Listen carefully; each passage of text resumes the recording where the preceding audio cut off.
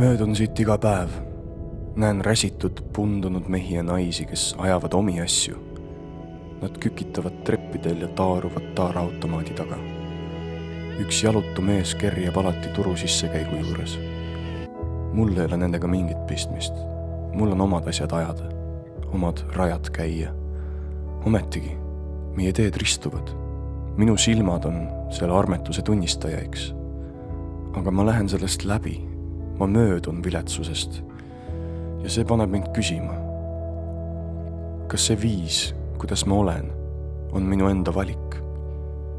Või on kõik üks armutu kokkusattumusta kuhila? Kas ühe inimese tühi kõht, uimastatud meel ja tuimestatud keha on teise inimese halb otsus? Või hoopis otsustamatus? Kuivõrd mina vastutan selle eest, mis minu ümber lakkamatult sünnib ja sureb? Mida aeg edasi, seda teravamalt tajun, kuidas oleme omavahel ühendatud. Meid seovad meie hirmud ja meie vajadused. Aga me ei näi taipavat, kuidas meie hirmud ja vajadused on täpi pealt ühesugused.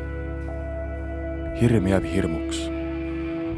Sõltumata sellest, kas tema tundjaks on sinimustvalge lipsuga mees kabinetis või allpool toimetuleku piiri elav babuuja. Me hoiame silmad maas ja nohiseme kraesse.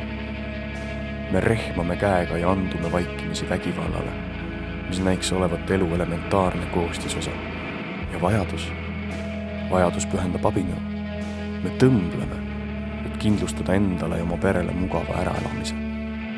Kuid meie silmad on endist viisi hullumeelsuse peeglid.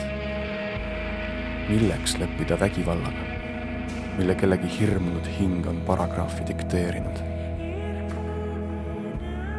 Siin ringi liikudes leian end mõttelt, et inimene on kui keemia, teadusainete muundumisest. Me muundume ala lõpmata. Me puutume kokku ja reageerime ja loome uue keskkonna. Reaktsioonid toimuvad niikuinii. Küsimus on selles, kas me valime ise oma koostisosad. Kuivõrd huvitab meid tooraine, mille põhjal tekib uus saadus, et mitte öelda seadus.